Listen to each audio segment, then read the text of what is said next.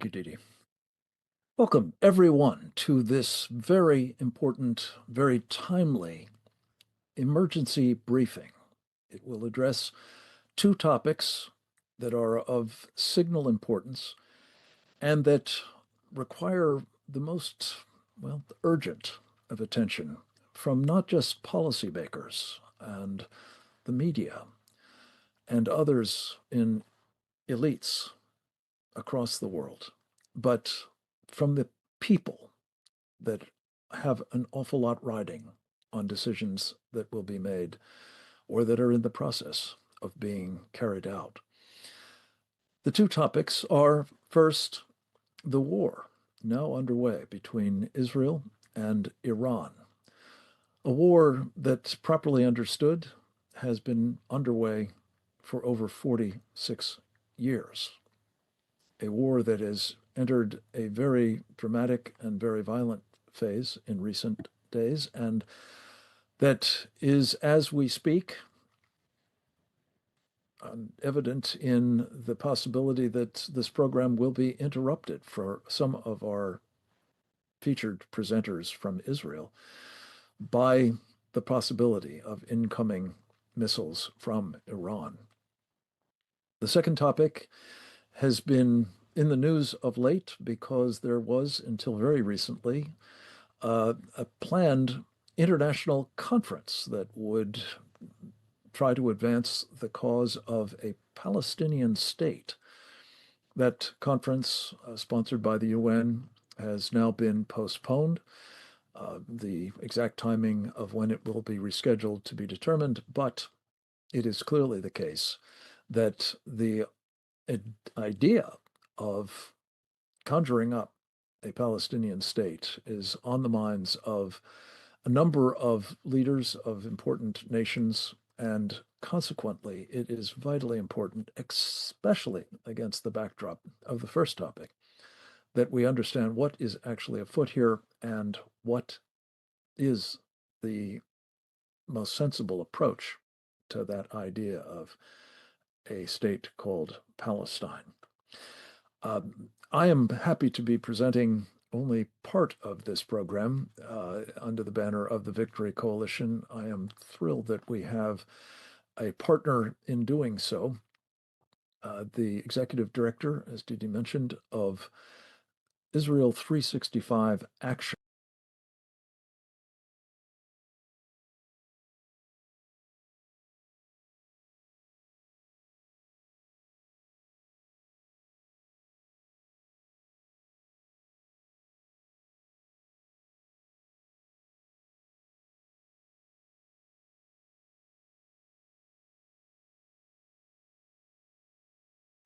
Rabbi Pesach Walicki. He and I will be taking turns in introducing and then commenting on some of the important presentations that are taking place in the course of this program. I want simply to say thank you to Rabbi Walicki, whose own acumen and insights and leadership on these topics is of surpassing importance. It is a privilege to be able to work with him and his extraordinarily influential organization in bringing to you this emergency briefing, and we look forward to the fruits of it in both the minutes immediately ahead and the days to follow. Rabbi, welcome, and over to you, sir. Thank you, Frank. And I thank you for the cooperation with the Victory Coalition, for all those Israel365 Action audience members, activists who have joined this webinar. Just to understand, the Victory Coalition is a very important, vitally important coalition of thinkers, activists, influencers who have come together to focus in on the battle. And the battle, when I say the, there is one war we are fighting. And we are fighting a war for civilization. And ultimately, what that really means is that we're fighting a war for the kingdom of God on this earth against those who seek to destroy it. The bizarre alliance that we've gotten used to between atheist progressives and jihadist Sharia supremacists only make sense through the lens of the fact that they both despise the word of God and fear nothing more than it coming true and being proven to be true. So I'd like to open just my remarks to open this webinar, and then Frank, I'll kick it back to you to introduce our first guest. My remarks to open this webinar, I really would just like to read a psalm and just make a couple comments as I read it, because it's a psalm that teaches us how to think about war. There are probably some activists on this call who were on our emergency prayer call the other night on Friday, on the day that Israel began attacking Iran, and I shared this then as well, but it's the appropriate way to frame this spiritually, to give us the big picture, because while we will be involved in the minutiae and the little picture throughout this webinar, the big picture really tells us where we're going. It's a psalm of Asaph. The psalm is read at the funeral of every fallen Israeli soldier, but it's not a psalm of mourning. It's not about death, at least not about death of our soldiers. But it's read at the funeral of every soldier because it gives us a perspective about how to think about war. The psalm opens by calling on God not to be silent in the face of the enemies of God, who are the enemies of Israel, those who try to prevent the fulfillment of God's prophecies for the nation of Israel. The most repeated prophecy in the Bible is that of the nation of Israel returning to our homeland after a lengthy exile and reconstituting ourselves as a nation. And those who stand against that project are standing against the revelation of God on this earth. Do not keep silent, O God. Do not hold your peace. Do not be still, O God, for behold, your enemies make a tumult, and those who hate you have lifted up their head. They have taken crafty counsel against your people and consulted together against your sheltered ones. They have said, come, let us cut them off from being a nation, that the name of Israel may be remembered no more. We see from the river to the sea goes all the way back to biblical times. For they have consulted together with one consent. They form a confederacy against you. The tents of Edom and the Ishmaelites, Moab and the Hagrites, Gebal, Ammon, Amalek. And at the end of this long list of nations in this psalm, two of them are connected with the word with. Philistia with the inhabitants of Tyre. Philistia is pretty much the Gaza Strip, and Tyre is South Lebanon. So all the way back thousands of years ago in this psalm, we were told that there's a special bond between those two enemies of Israel, and we see it happening today. Assyria has also joined with them. They have helped the children of Lot, Selah, deal with them. We call out to God, as with Midian and with Sisera and Yabin at the brook Kishon, who perished at Ein Dor, who became as refuse on the earth. Make their nobles like Orev and Ze'ev, yes, all their princes like Zebach and Salmunah, who said, let us take for ourselves the pastures of God for a possession. The list of nations over the centuries that has tried to take the pastures of God as their own possession is very long, much longer than in this psalm, and they're not done trying. Oh my God, make them like the whirling dust, like the chaff before the wind, as the fire burns the woods, and as the flame sets the mountains on fire.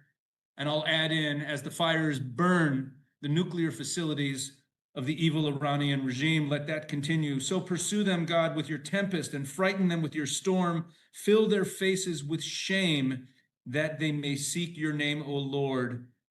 Let them be confounded and dismayed forever. Yes, let them be put to shame and perish. And let me drill down on this point. We pray to God to fill our enemies' faces with shame, which sounds a lot like we're just rubbing their noses in it, as though it's not enough to win, but we want them to also feel ashamed. But this is actually a critical point, and it's all about victory.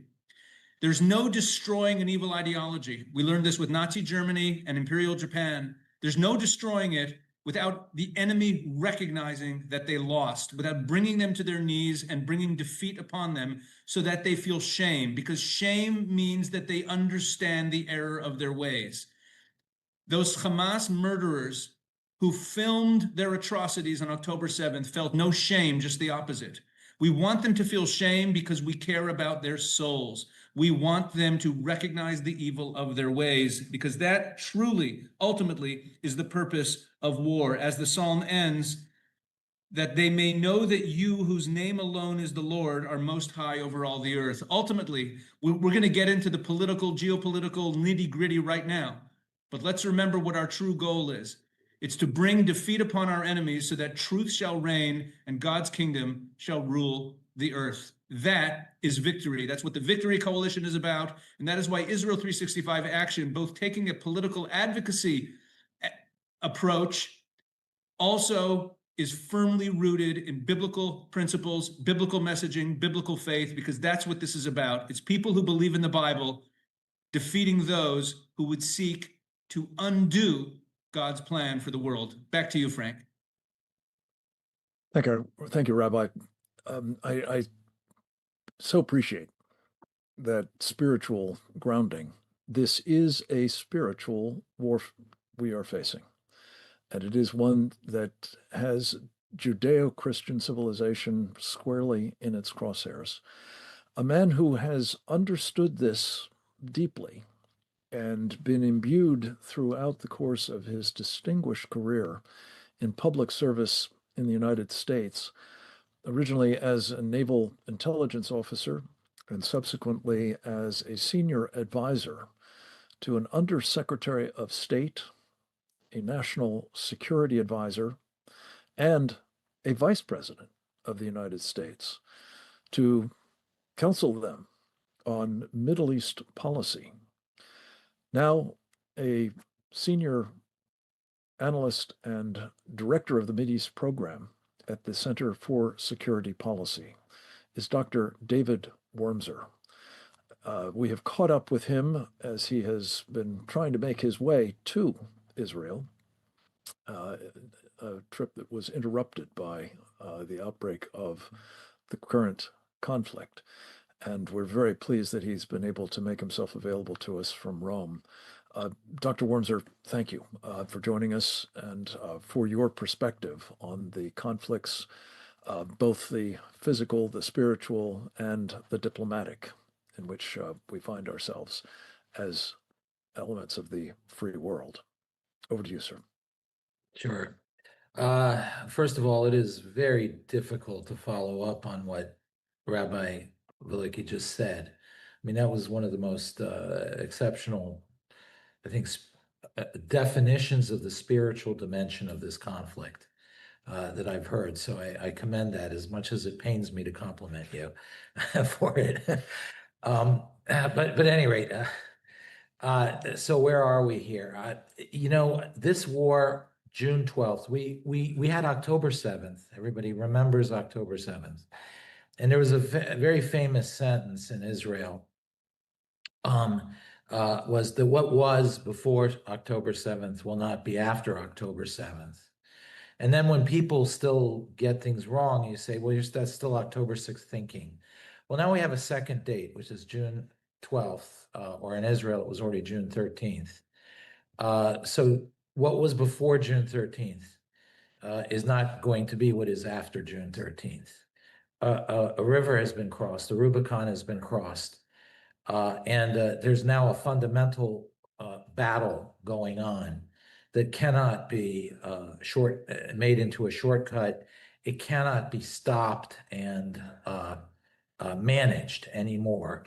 If until June 12th, we believed that there was a management issue of Iran's nuclear program that could then also be expanded and have a tougher deal that manages their missile program and their terrorist behavior across the globe and their regional strategic destabilizing behavior and their alliance with the Chinese Communist Party and with Russia and so forth. If we thought that that could be managed with toughness and threats and so forth before June 13th, we've crossed the Rubicon, and now this is no longer something that can be managed. This is a once-in-a-generation opportunity. Israel has handed us a once-in-a-generational opportunity to end this problem, to solve it for a generation or two. It's not only a once-in-a-generation opportunity, it is something whose effects can last 2 generations or more, maybe much more. And that is because at the end of the day, while the Israelis started this war focusing on the essential nuclear stuff that they could get and the air defense structures so that they could have freedom of airspace over Iran, and as many of the missiles as they could get, because that's what really threatens Israel. the conflict now has transformed over the last 2-3 days. And we have to remember, this is only a 4-day conflict so far. The conflict has transformed about halfway through, where the speed with which the Iranian regime was destroyed and its assets destroyed, that Israel is now focusing also on hitting regime symbols, regime targets, and most importantly, on chain of command. And also being very successful there as well, with huge assets as well as important command chains destroyed. And that in a military like the Iranians, which is a very top-down command structure without a lot of initiative from below, this is a devastating situation where they can't effectively fight anymore. They can do what they're doing, which is to send missiles, but they can't effectively fight anymore. And now also the airspace is cleaned out. So Israel really now is at the point where the regime is vulnerable at their hands. The Iranian people know it. The Iranian people know that the Israelis are with them against the regime, the tyranny that's been plaguing them. It's very clear that the regime is not popular among the people. So we have a real opportunity here if Israel just keeps going within the next few days, outermost week or two, of potentially toppling the Iranian regime. Now, it's not for the Israelis to topple. It's not for the United States to topple. It's for the Iranians. They've been handed an opportunity. The opportunity will get greater as each hour passes.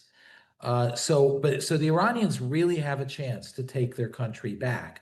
And we all hope that what we've believed for a long time, which is the Iranian people are the ones who most hate the regime and are most suffering under the regime, that they'll seize this opportunity and move forward.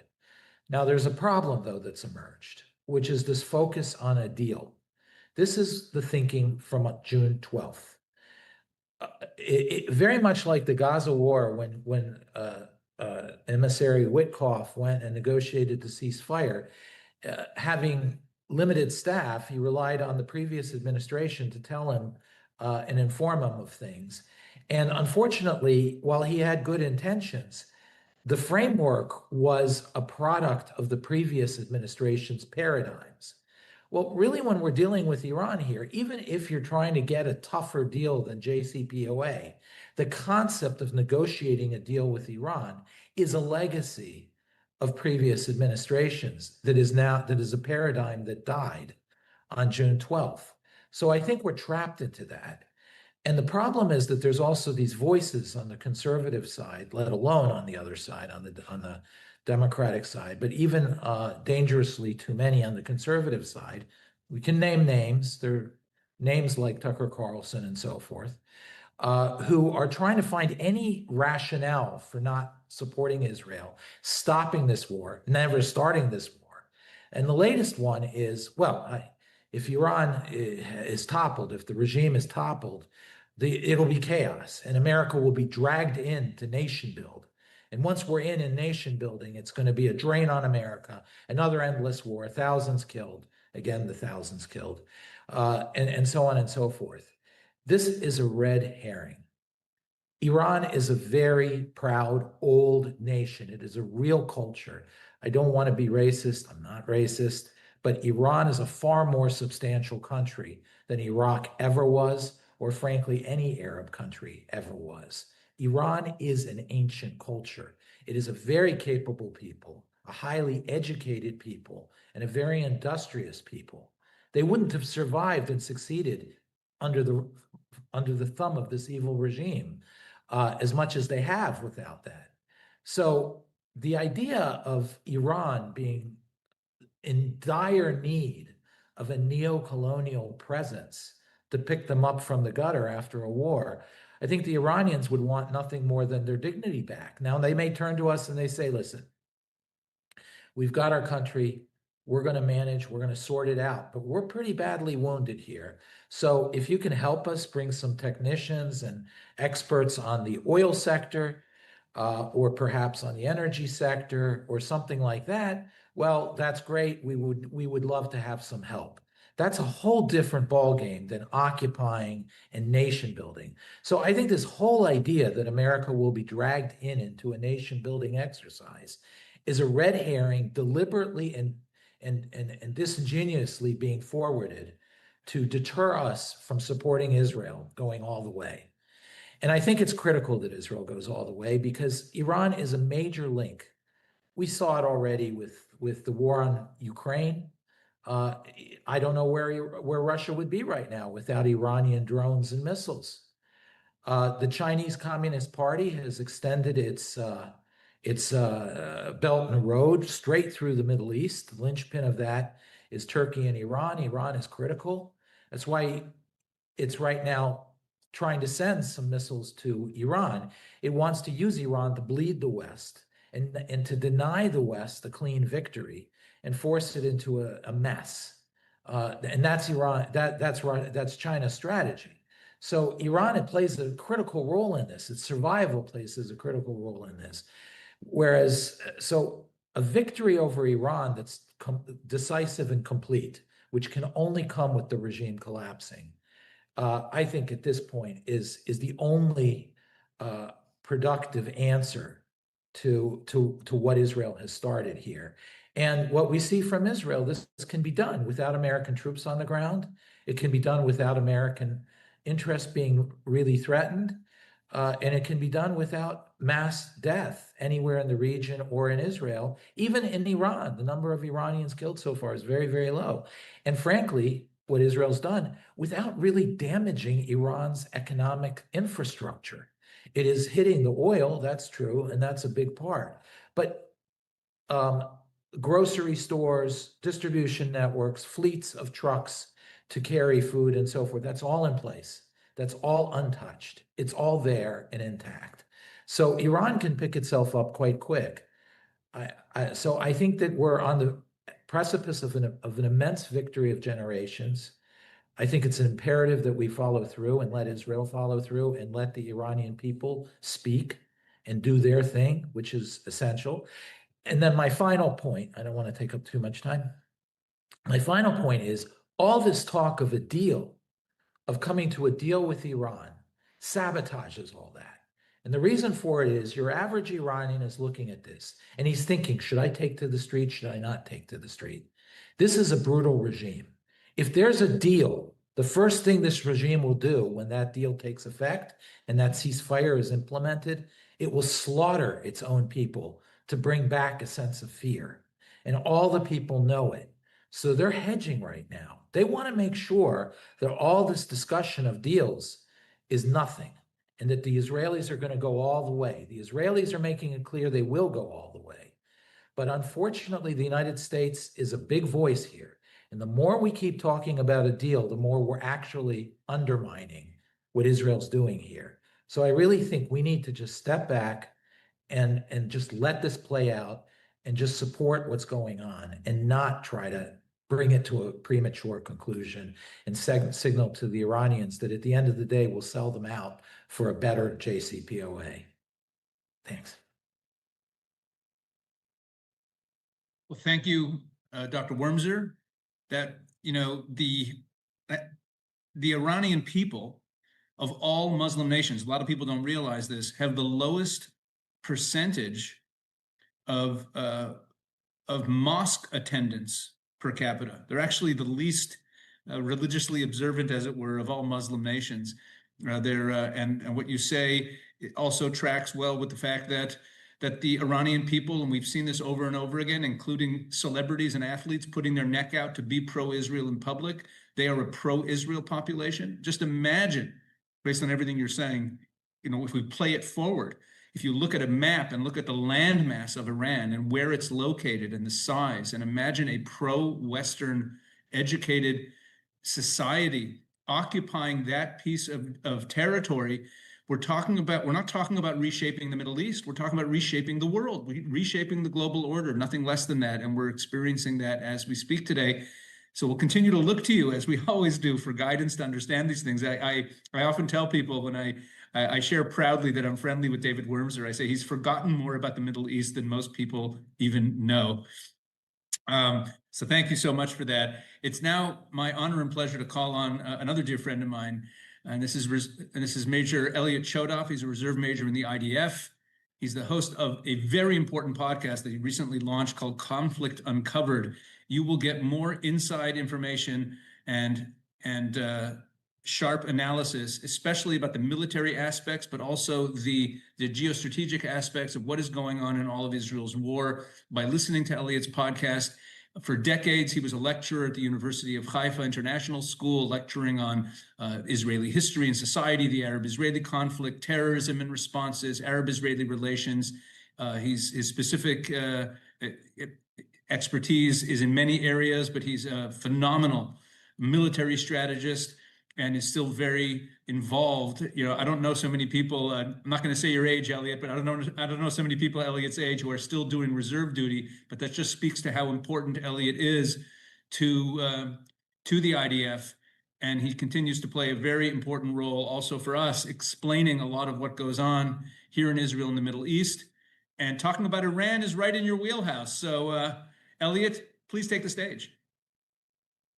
Thank you, Pesach. I really want to start by zooming out. The war did not begin on June 13th, 2025. This campaign began then.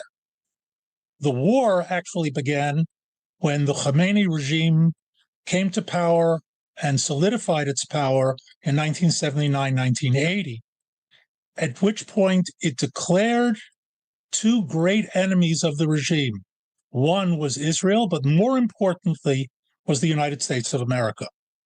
And it's not a coincidence that over the years, the Iranian leadership has referred to America as the great Satan and Israel as the little Satan. Remember, this is a theocratic regime.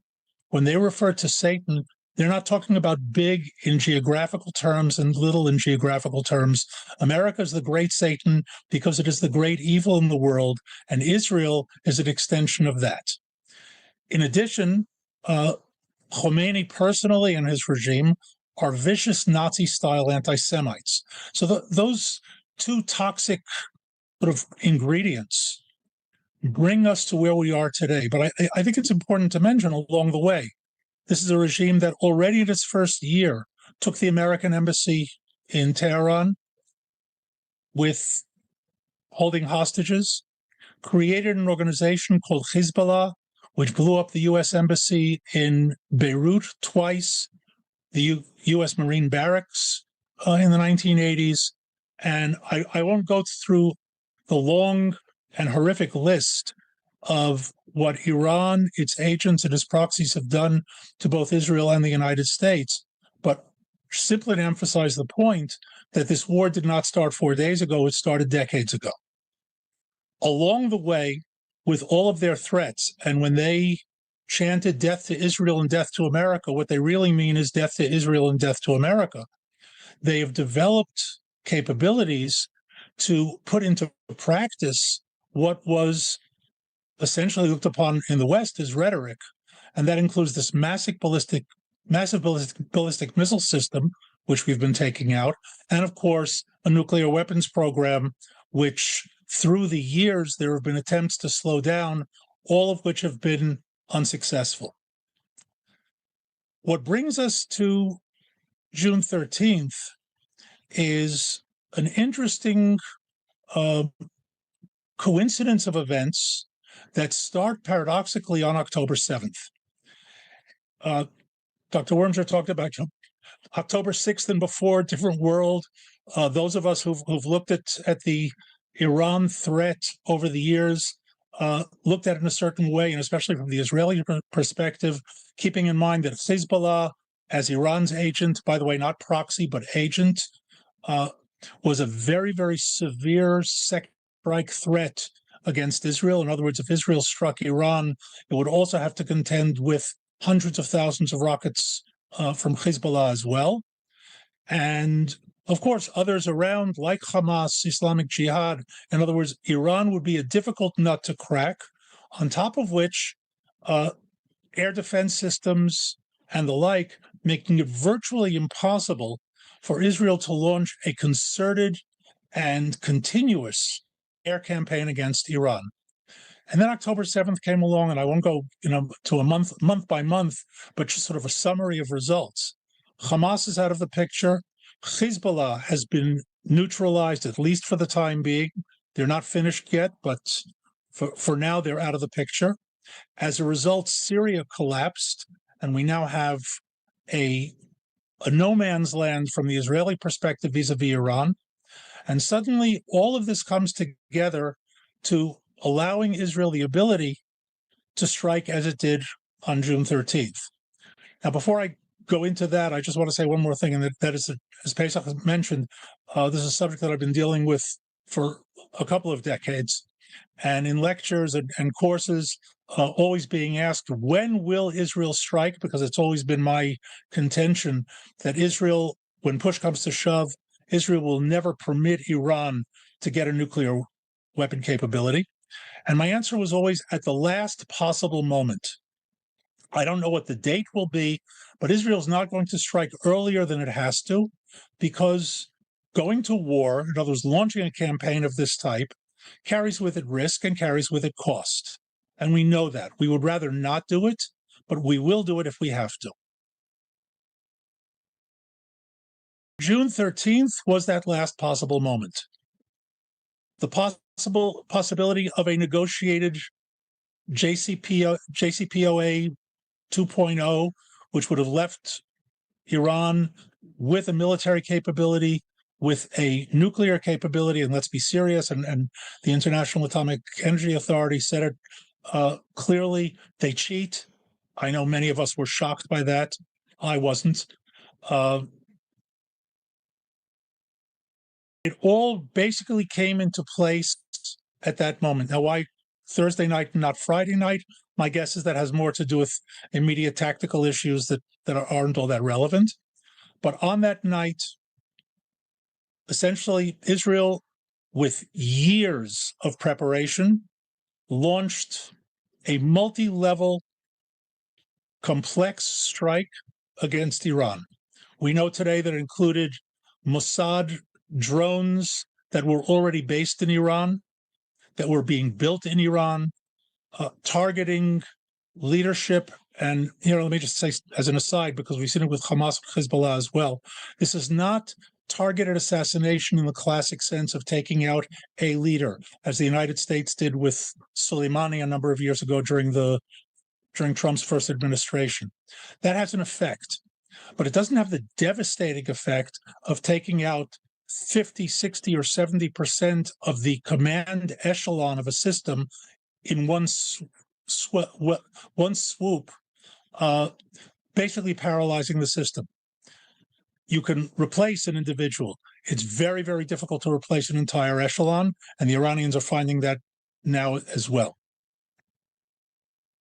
Beyond all expectations, and here I give extremely high grades, not only to the intelligence sources who set up the targeting, the Mossad, of course, who set up its targeting and striking, the pilots who flew the strikes, and the unsung heroes in all of this, the ground crews and the mechanics who made sure that those planes actually got to the targets and got back.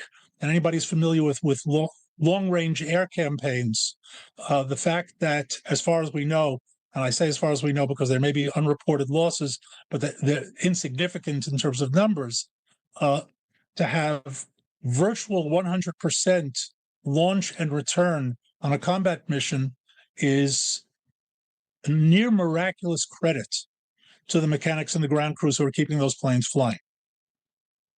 And it brings us essentially to where we are today. The Iranian leadership is on the ropes. They know it. They are in behind-the-scenes attempts to try to come back to the table. As Dr. Wormser said, they would like nothing better to get an agreement now. In the meantime, their air defenses have been destroyed. Their air force is neutralized. Their nuclear weapons and development system is being degraded. We're not there yet, and it's still an open question whether the Israeli Air Force is capable of taking out everything that's on the ground and, more importantly, below ground. But here I'm going to leave an open question mark, especially under the circumstances of today, and which is, will Israel rely only on its Air Force on some of these targets? And last but not least, the weakness of the regime itself. Will this push the opposition to the point where it says, okay, we're going to take the chance and we're going to try to drive these people out once and for all? I'll conclude by saying this and basically reiterate what Dr. Wormser said and just put it in slightly different terms. If Israel stops, if it is forced to stop, and the only country that can stop Israel by force is the United States of America, it will not end the war. It will end this campaign and simply guarantee that the war will continue until Iran is ready to do it again, and either Israel will be forced to do it again or face the consequences of Iran taking the first strike. Thank you, Major Chodov. An extraordinarily important point to end on. Your beginning, as was mine, was the beginning of this war. It wasn't last Friday. The end of this war, if it is not prosecuted to a decisive victory by Israel with help in appropriate and basically very modest ways from the United States, it will indeed continue and continue to metastasize for Israel and for others in the region, assuredly, and for us, I believe. And that is so for reasons that are in part spiritual, if you wish to call them, tremendously diabolical motivations of the Iranian mullahs, spiritual. But they will be addressed very powerfully by one of our colleagues. His name is Robert Spencer. He is the director of a marvelous online resource, Jihad Watch, which is a project of the David Horowitz Freedom Center, now being run by one of our subsequent speakers, we're very pleased to say. Robert Spencer is the author of, I believe at this point, some 30 books, many of them extraordinarily detailed and scholarly and, well, brilliantly written, but powerful depictions of Islam, of Sharia, of jihad. And it is appropriate, I think, to our efforts to present the facts, what the people of America, what the people of Israel, what the people of the free world need to know about this enemy that we all confront in the form of what I think of as the mullahocracy of Iran. We're delighted to have Robert by video. He was unable to be with us in person, but let's go to his video now.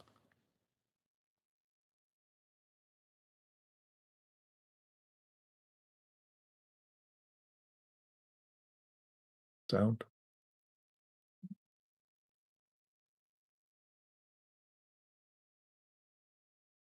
Oleg, I don't have any sound.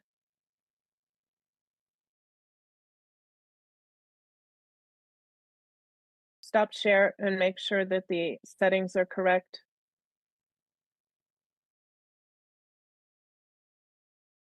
Are you saying there is no sound? There's no sound, Oleg. Let me try.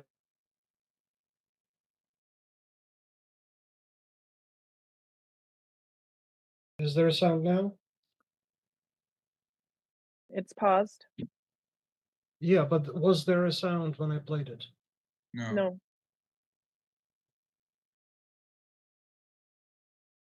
No sound. Still no sound? Nope. We should go to our next speaker. Let's do that. Do you you want to take have it? the box at the bottom of the settings clicked, Oleg? Make sure that that video box is to optimize video is clicked.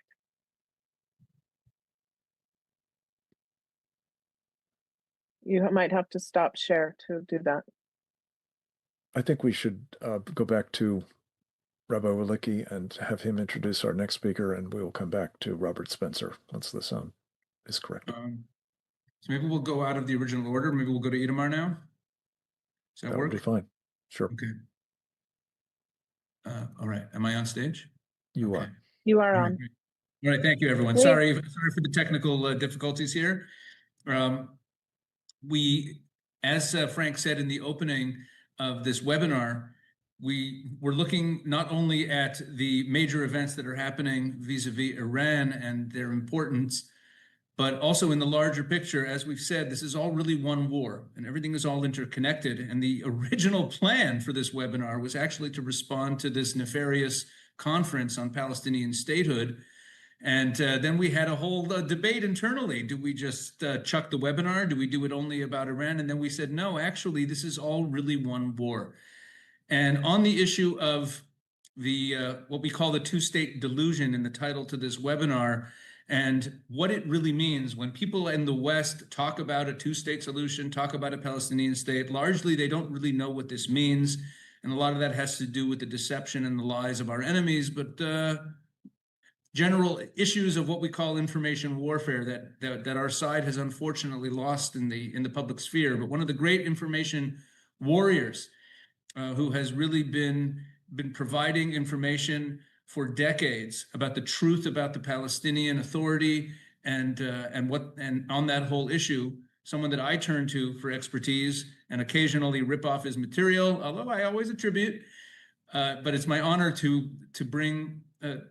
introduce Itamar Marcus, the director of Palestinian Media Watch. If you don't follow Palestinian Media Watch and don't get their emails, you should, you must. Critical information, and it will arm you with so much that you can bring to others who don't fully understand the dangers of the situation. So Itamar Marcus, again, director of Palestinian Media Watch and the author of Deception, Betraying the Peace Process. Itamar, please join the stage. Oh, thank you very much, Pesach. And I just want to say that as many times as you want to rip off our material and use it, please go ahead. We're happy for everyone to take our material and use it as much as possible. That's why we produce it. There's a connection, I think, a very interesting connection right now between the Iran war and what's going to happen with Israel and the Palestinian front afterward. And as you know, and as you talked about, there was supposed to be a conference this week at the UN where there were a number of allies of Israel, friends of Israel, France, England, Canada. These were certainly friends of Israel for many years. They were going to the UN to promote the idea of a Palestinian state. Israel, of course, was against it. The United States has been against it. But I think something is going to happen after Iran. Now, something very interesting happened during this beginning of this Iran conflict. All these countries that have been critical of Israel for many months now, because of what's going in Gaza, and I'll talk about Canada, France, England, and Germany as well, all of a sudden are behind Israel, and which is good. Israel needs it. France has said they might help us in defense. England said they might help us in defense. Germany has been supportive of us.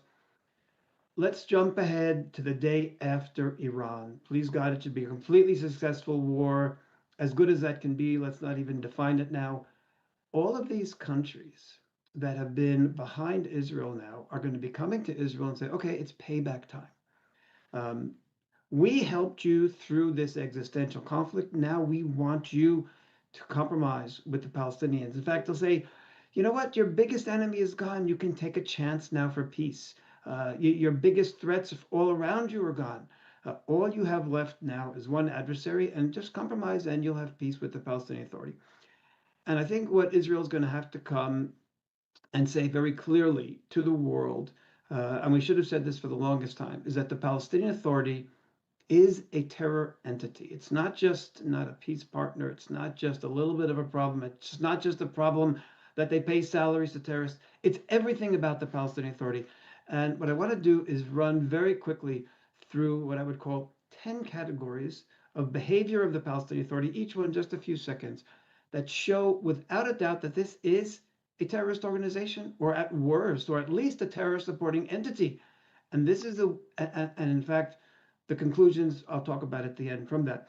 Now, since the Palestinian Authority has been established, I would say close to, seems like about 4,000 Israelis have been killed because of the Palestinian Authority. Now, it's critical. This has not been because the Palestinian Authority security services haven't been successful in fighting terror, but it's because the Palestinian Authority has embraced terror, incentivized terror in every way as possible. Now, let me give you some of those categories I was talking about. First category I'll just talk about is October 7th. Everybody blames October 7th correctly on Hamas, but everybody seems to forget that the Palestinian Authority has completely supported October 7th. And I want to just give you a couple of statements that were made here. Jibril Rajoub, one of the top Palestinian leaders, possibly the next Palestinian leader, said, quote, October 7th was full of epics and acts of heroism. Heroism, all the rape and murder and beheading, this was heroism. Just about a month and a half ago, Mahmoud Abbas's advisor, Mahmoud Abbas, on TV 5 times said that what happened on October 7th was legitimate resistance. Now, Mahmoud Abbas himself, in an interview that was just published 2 weeks ago, I want you to listen to it, Mahmoud. He was asked, what do you think about October 7th? And his answer was, October 7th was an attack that shook the foundations of the Israeli entity, exposed the claims that they had an invincible army, and he went listing more and more terrible things that happened to Israel. And he said, but all this wasn't worth it because of the damage to Gaza. In other words, there was nothing wrong with October 7th. It was, in fact, wonderful. But it wasn't worth it because of the damage afterward. So the PA embraces October 7th. Hamas did it. The PA embraces it. Now, Palestinian Authority is a genocide promoting entity. Since the PA was established, they have been having religious leaders come on TV telling their people that this is not a territorial war, but it's a religious war against the Jews. And I'll just give you one quote that we have heard 7 times in the last few months. The most recent time was just a week ago by official people on official Palestinian TV. The quote goes as follows, count the thieving Jews one by one, kill them one by one, don't leave even one. Now, that's a call for extermination of the Jews. That's a call for genocide. It's happened not once, but I said 7 times in recent months, and many times over the years they've been called for genocide of the Jews. This is the PA. The PA says it's a religious war against the Jews, which will end with the extermination of the Jews. Every terrorist who is killed fighting against Israel, the Palestinian Authority defines as a shaheed. Now, what's a shaheed? People don't know. In English, it's translated martyr. This is not a martyr. Shaheed comes from the root of the word witness or testimony. In Hebrew, it's similar, edut. If a person is a shaheed, it means they died for Allah. In other words, the Palestinian Authority says that a terrorist who blows himself up and killed 10, 20, sometimes even more Israelis, these people died for Allah. In other words, the PA is telling the people murdering Jews is what Islam wants. It's what we as Palestinian Muslims want. This is a religious war to kill Jews and to kill Israelis. Now, the United States funds the Palestinian Authority security services. Palestinian Authority security are being funded to fight terror. Palestinian Media Watch released a report showing that the Palestinian Authority security services are neck deep in terror itself. And I just want to read to you one quote from the spokesperson of the security services who are supposed to be fighting terror. And he says as follows, quote, the security force members today, as they always were in the battlefields against Israel, while many of them are falling as martyrs and wounded and are filling the Israeli prisons. He was bragging in this entire op-ed that he wrote that the security services are on the forefront of fighting Israel. The report that we made documents dozens and dozens of examples of senior Palestinian Authority security forces people being senior members of the Palestinian Authority terror organizations, such as primarily the Al-Aqsa Martyr Brigades. Recently, there was a funeral of a terrorist from the Al-Aqsa Martyr Brigades. It was a military funeral by Palestinian Authority security forces, and he was wearing his headband of the Al-Aqsa Martyr Brigades as he was buried at this funeral. So the security forces paid by America to fight terror are actively participating and promoting terror. Role modeling for children. The Palestinian Authority has named schools, summer camps, you name it, after terrorists. I'll just give you a couple of examples. Dalal Mughrabi murdered 37 people, 12 children in a bus hijacking. She has 5 Palestinian Authority schools named after her. Abu Jihad killed 125 people, or was responsible for the death of 125, has 5 schools named after him. Salah Khalaf, responsible for the Olympic massacre, 5 schools. Kids grow up seeing terrorists as role models, not as people to avoid, but as people to emulate and to copy. Of course, number 6 is incentivizing terror through the pay for slay. Everybody knows this is something we, Palestinian Media Watch, exposed in 2011. By now, the entire world knows this, and this alone should be enough to declare the Palestinian Authority a terror entity. They are literally rewarding terrorists in prison just because they murdered Israelis and went to prison. Palestinian Authority education. I want to give you some examples from a report that we released called Teaching Terror to Tots. This focuses on Palestinian Authority, Fatah, informal education in their educational magazine for kids. Quote, the evil occupation state is an artificial state. It's artificial because it's foreign. In other words, Jews have no history, have no right. Palestine is destined for full liberation from the zoke of the Zionist colonialism.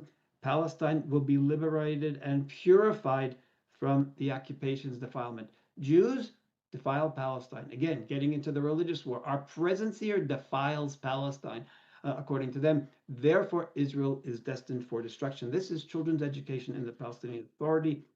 Number 8 is that we have dozens and dozens of examples of the Palestinian Authority children's activities celebrating October 7th, right after October 7th. And I'll give you one example. A child speaking on October 7th at a school celebration, a few days after October 7th, as follows. October 7th will be a date that historians will mark in the coming years as a historic day that brought us joy and restored our hope for liberation. This is PA official schools celebrating October 7th.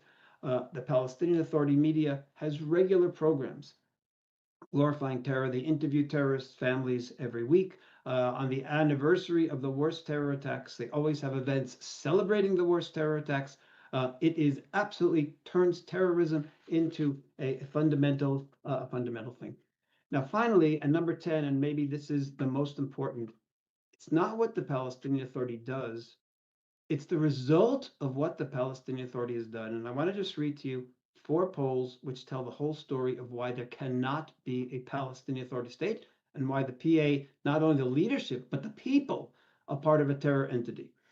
Right after October 7th, Palestinians were asked, was October 7th a correct decision? 83% said it was a correct decision. Now,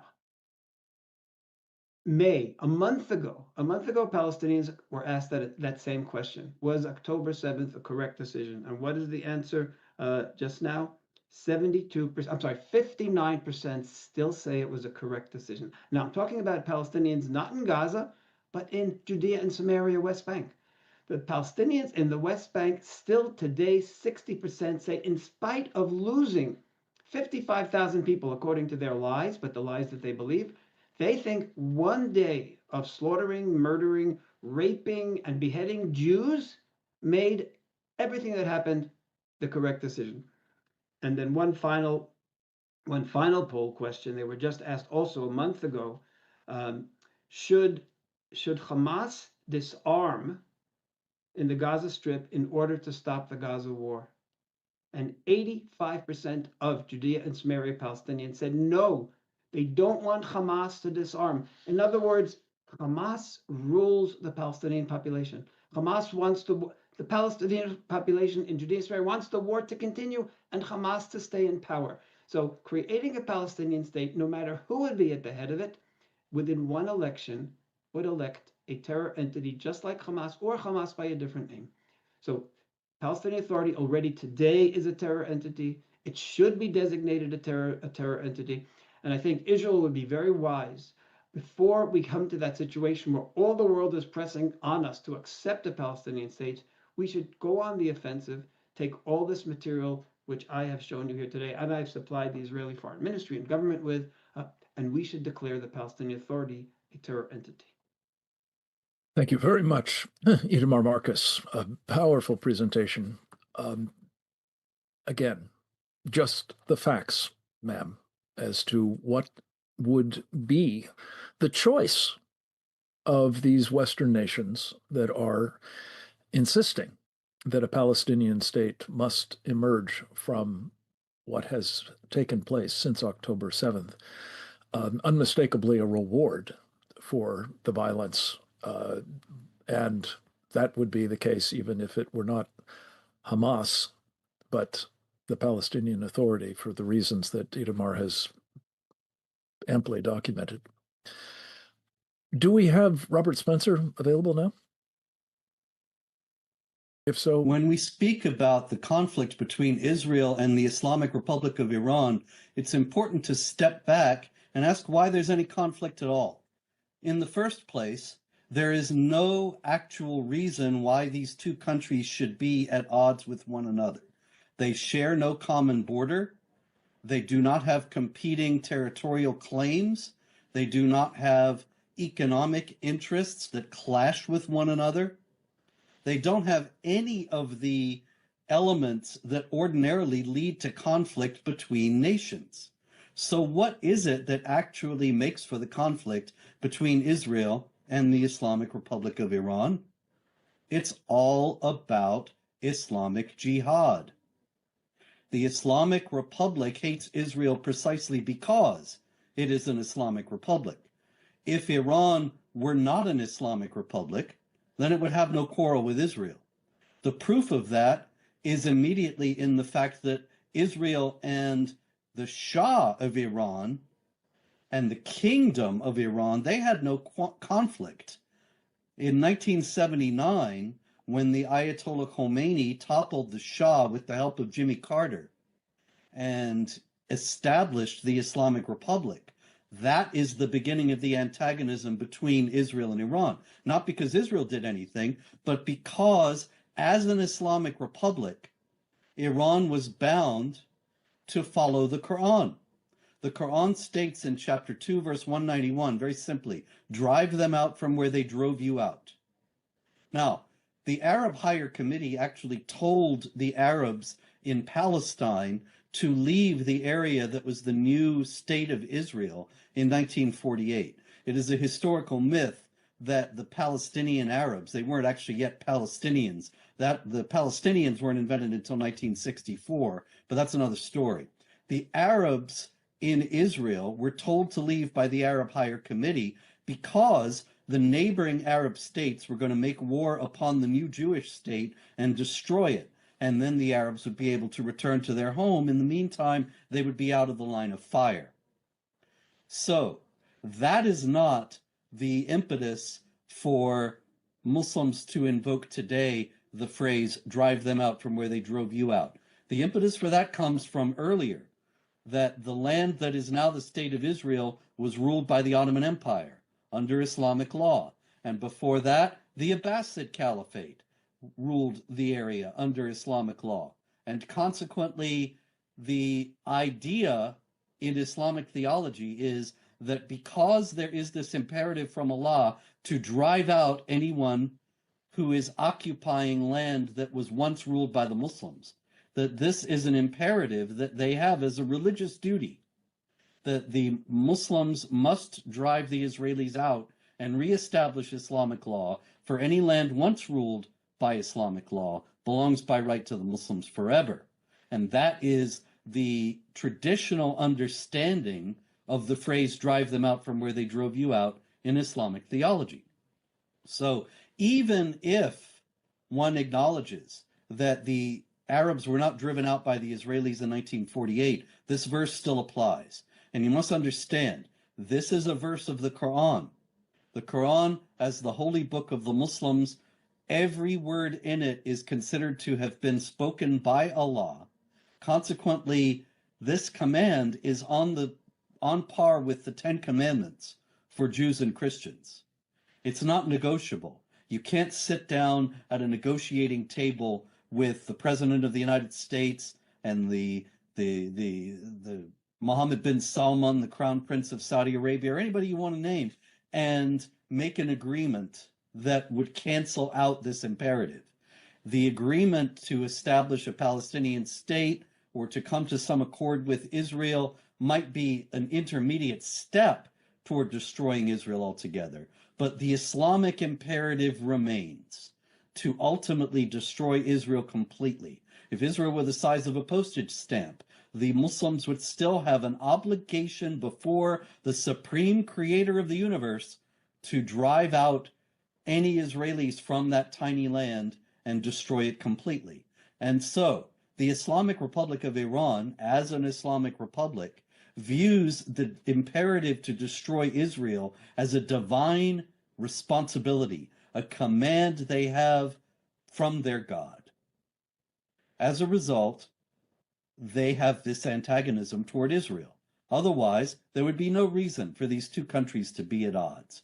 This is fundamentally misunderstood all over the West. There is not a single government in Europe or North America, including that of the Trump administration, that takes into account the Islamic imperatives that drive this entire conflict. But in any case, the fact that this conflict is religious at its core means that there can never be any lasting accord between the Islamic Republic of Iran and Israel.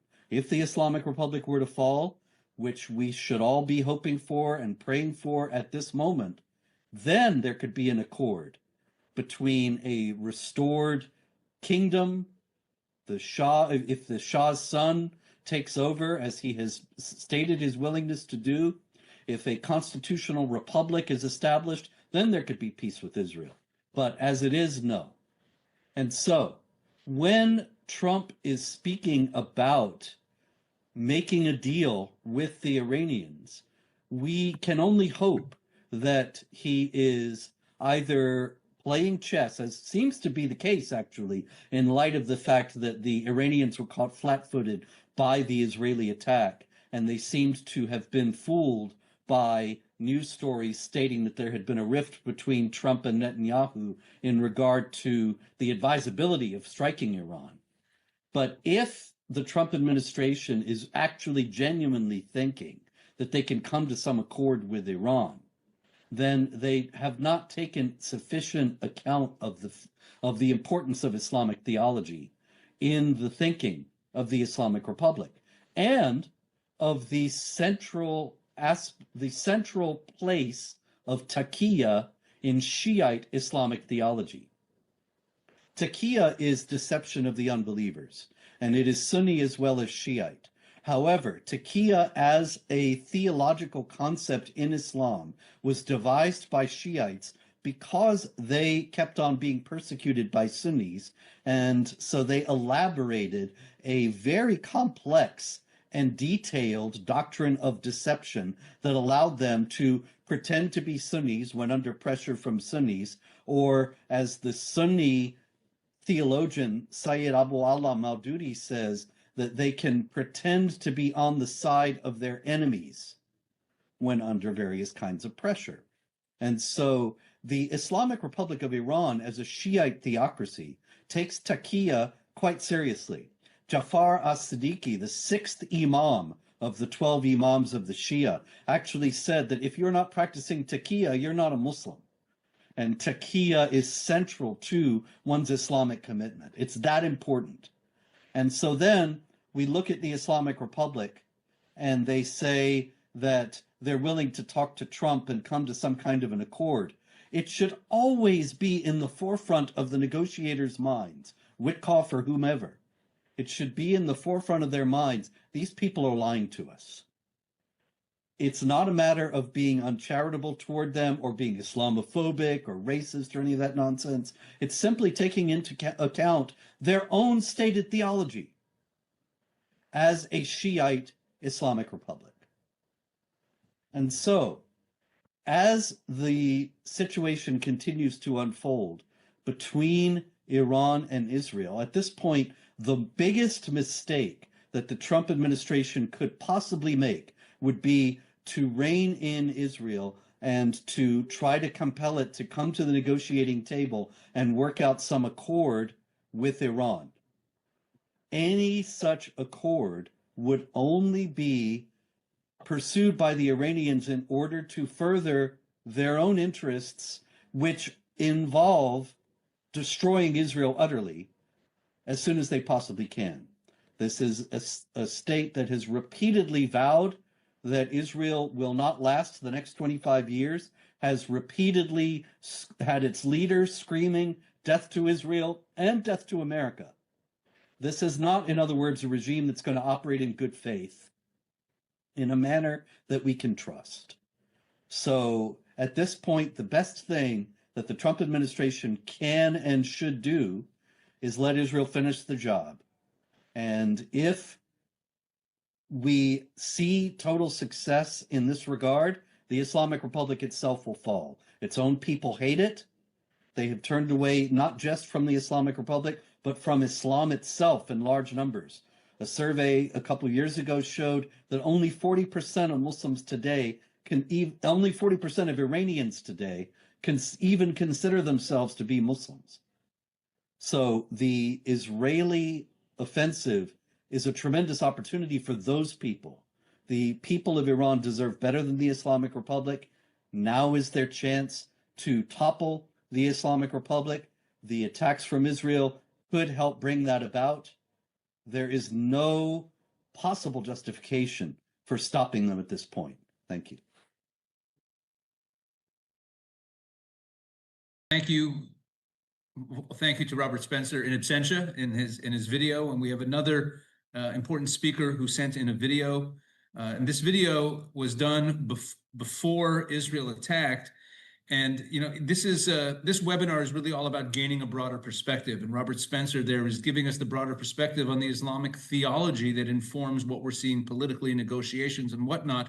And by the same token, our next speaker, Ambassador Yoram Edinger, he's the former Minister for Congressional Affairs with the rank of Ambassador at the Embassy of Israel to the United States.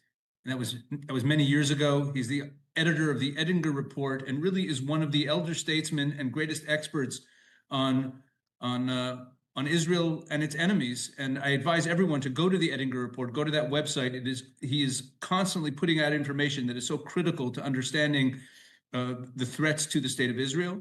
And in this video that he recorded, it is a perspective on Palestinian statehood recorded before the Iranian attacks this past Thursday that takes into account the geopolitical implications of a Palestinian state beyond Israel. So let's go ahead. Oleg, the Yoram Edinger video, please. Thank you very much for having me on. It's my pleasure and my privilege. What I would like to do is refer to U.S. policymakers, U.S. research institutes, U.S. media, academia, reference to the proposed Palestinian state, which is based mostly on Palestinian, very polished talk. And obviously, when they address Western interlocutors, Western audience, they use moderate music, which they do not use when they address Arab audiences, Arab interlocutors. And when it comes to Arab leaders, Arab countries, they are very well aware of the difference between the Palestinian talk and the Palestinian walk. And not only walk towards Israel, but walk as far as Arabs are concerned. And this is the Palestinian walk, which has earned them, so to speak, the role model reputation for intra-Arab terrorism, intra-Arab subversion, and intra-Arab treachery. Arabs, unlike Westerners, pay attention to history. They remember very well the 1950s Palestinian terrorism, along with the Muslim Brotherhood against the Egyptian host. Egypt allowed the Palestinians to terrorize Israel in the 1950s from the Gaza Strip, but about 2 years later, the Palestinians joined the Muslim Brotherhood in Cairo, Alexandria, terrorizing their host government. They had to run away to Syria, which allowed them to terrorize Israel. But after about 2 years, they once again joined forces with the Muslim Brotherhood, terrorizing the Syrian host. They had to run away to Jordan. The late King Hussein allowed them to terrorize Israel. Some 250 Israelis were murdered by Palestinian terrorism coming from Jordan. But then the Palestinian leadership said, why only terrorize Israel? Why not take over control of Jordan, since Palestinians constitute majority in Jordan? That triggered a very, very ruthless, bloody civil war, and they had to run away from Jordan to Lebanon. They plundered southern Lebanon, and then they aimed at Beirut in order to take over control of Lebanon. That triggered once again a series of civil wars. That was the cause also for the Christians in Beirut to ask the Syrian military to invade Lebanon in order to snatch Lebanon from the jaws of the PLO. And that lasted basically until 1982, when the Palestinian leadership was expelled from Lebanon to Tunisia. In August of 1990, Saddam Hussein invaded Kuwait. Kuwait at that time was by far the most generous Arab host for Palestinians. All of them, all the Palestinians, associates, relatives, allies of Arafat and Mahmoud Abbas. And they allowed the Palestinians to rise to top business and administrative positions. They levied 5% excise tax on Palestinian salaries, transferring that excise tax to the stashed accounts of Arafat and Mahmoud Abbas throughout the world. And it was that generous hostess that they stabbed in the back, joining Saddam Hussein's invasion of Kuwait in August of 1990. Arabs are very well aware of that, and they know that leopards don't change spots. They only change tactics.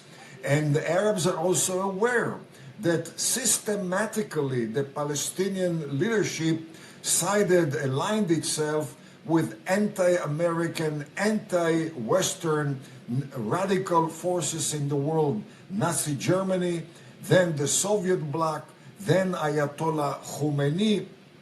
The Palestinians were the #1 training camp for international terrorists from Latin America, Asia, Africa, and Europe, and obviously the Middle East. Palestinians aligned themselves with Muslim Brotherhood terrorists, which is the largest Sunni Muslim terrorist in the world, has been so since the 1950s.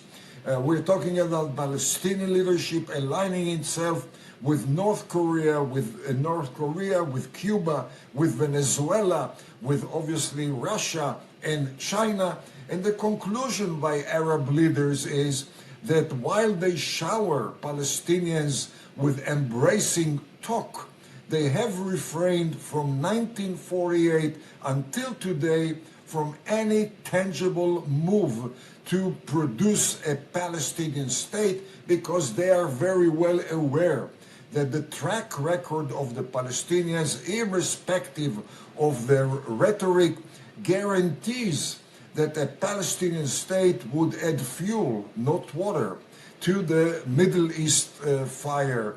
They are very well aware that a Palestinian state west of the Jordan River would doom the pro-American, pro-Western Hashemite regime east of the Jordan River. They know very well that that would transform Jordan into another platform for anti-American, anti-Western, anti-Saudi, anti-Emirati, anti-Egyptian Islamic terrorism. They know that this platform of terrorism will not be limited only to the Jordanian geography.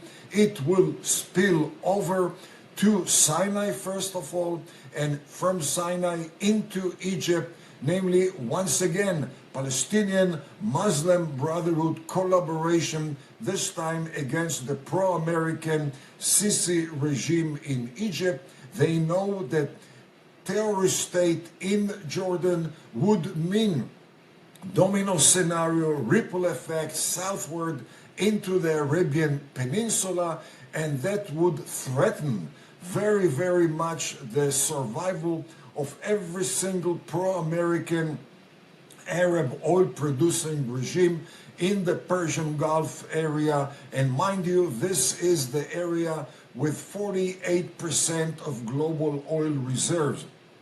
The transformation of Jordan into a terrorist state as a result of establishing a Palestinian state west of the Jordan River could transfer control of 48 of the global oil reserve into the hands of anti-American entities such as Russia and China, the Ayatollahs of Iran, the Muslim Brotherhood.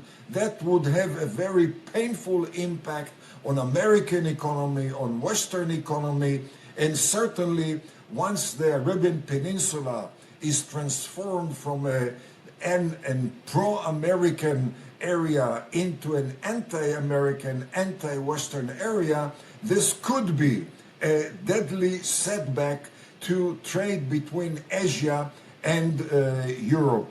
The bottom line is that while the Palestinian rhetoric, very polished rhetoric, could mislead Westerners into assuming that a Palestinian state would be a reformed state, we should realize since the Oslo Accords of 1993, Palestinians have been committing themselves to a reformed Palestinian Authority. And what we have seen is that while that was the talk, the walk has been as despotic, as ruthless, as terroristic as it has always been. And therefore, when it comes to the idea of a Palestinian state, it should not be decided based on pro-Israel or pro-Palestinian sentiments. It should not be decided based on honest broker type of attitude.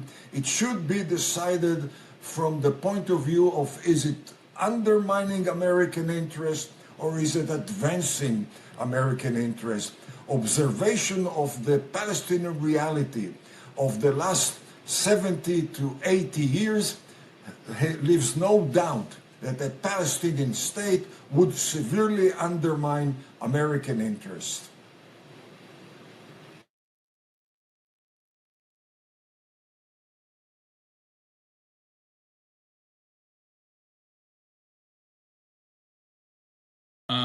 I guess I'll take it. I thought that Frank was going to take over here.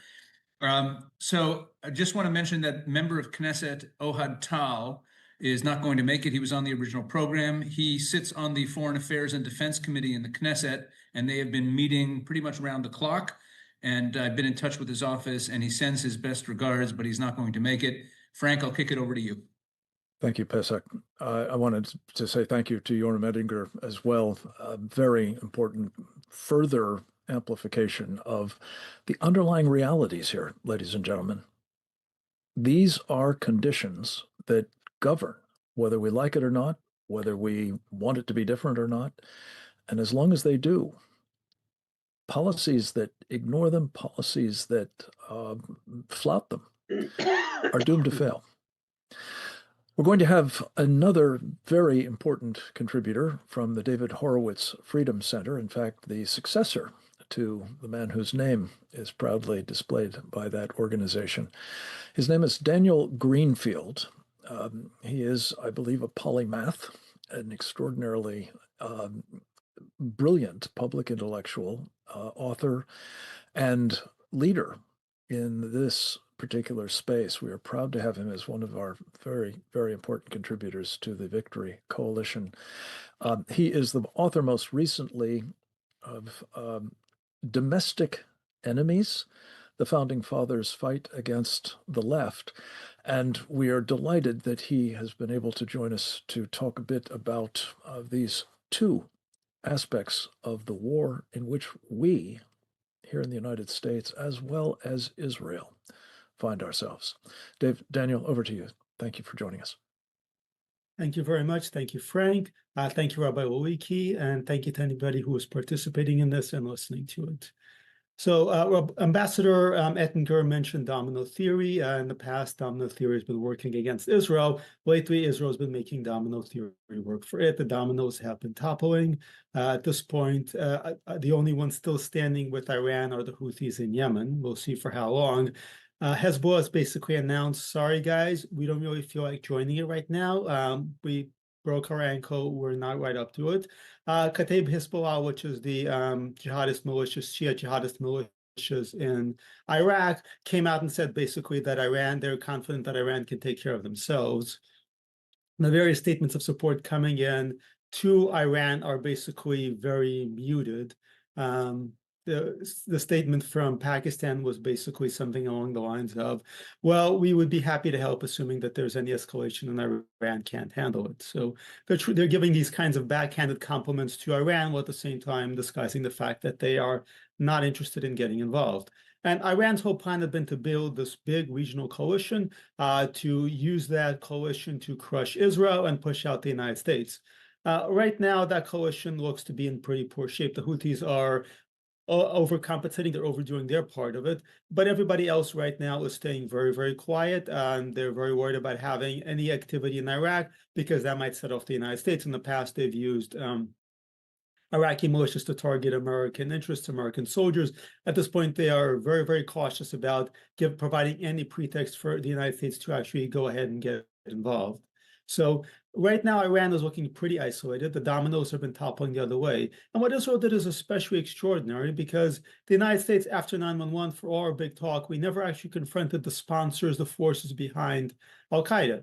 Even when we knew that Osama bin Laden was hiding out in Pakistan under the protection of the Pakistani military, rather than actually directly confront Pakistan, we launched our raid into Pakistani territory. We never actually held Pakistan accountable. We still are not remotely holding Pakistan accountable. We certainly did not hold the Saudis or anybody else accountable. We simply pretended that there was this particular terrorist group. We sanctioned some of the financiers of it, but we never connected it to state action.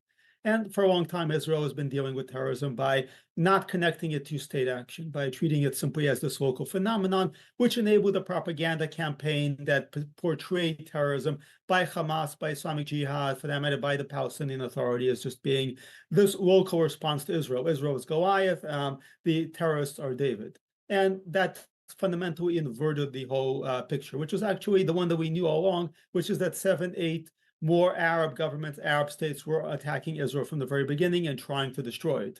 And that the entire business of terrorism out of Gaza had actually begun under Egypt, under Egyptian sponsorship, as part of the deal between the Muslim Brotherhood in Egypt and the Egyptian military, which seized power before Israel controlled Gaza, before the Six-Day War. Only once Israel actually reclaimed Gaza was this idea that there is terrorism inside Israel. Before there was terrorism coming from Gaza under Egyptian control. So this moral inversion was enabled by Israel just focusing on terrorism as this local problem, and it also enabled the push for a so-called Palestinian state, because the whole problem was simply that they did not have the state. I won't go into the obvious counter-arguments about this, including the state status of the so-called West Bank and the Gaza Strip before the Six-Day War, which made it very clear that there was no interest in a so-called state to begin with. That was never on the agenda.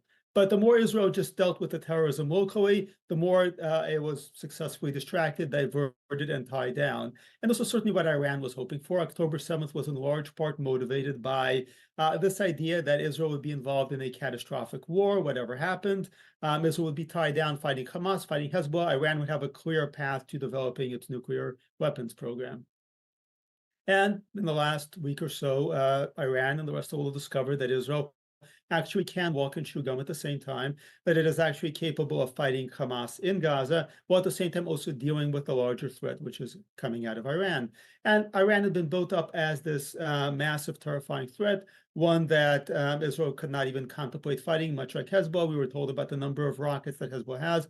We were told about the arsenal that Iran has. And as it turned out, Iran may have quite a few rockets, but it doesn't have much of a modern functional military, because they invested a lot of their efforts into soft power, into also building up alliances of terrorists, into subverting other countries.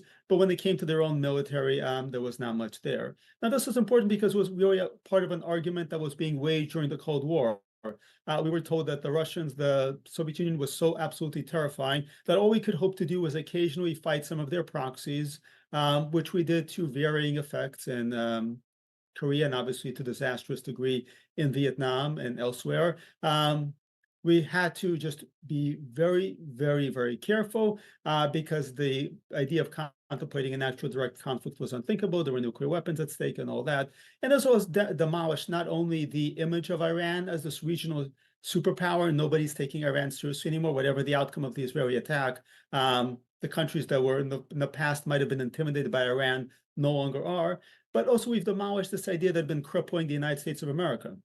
The idea that we cannot directly confront the state powers that are leveraging terrorism against us. We have to just deal with the proxies. And when we deal with the proxies, that is, for the most part, a no-win scenario. We're chasing guerrillas, we're chasing insurgents, we're chasing terrorists around.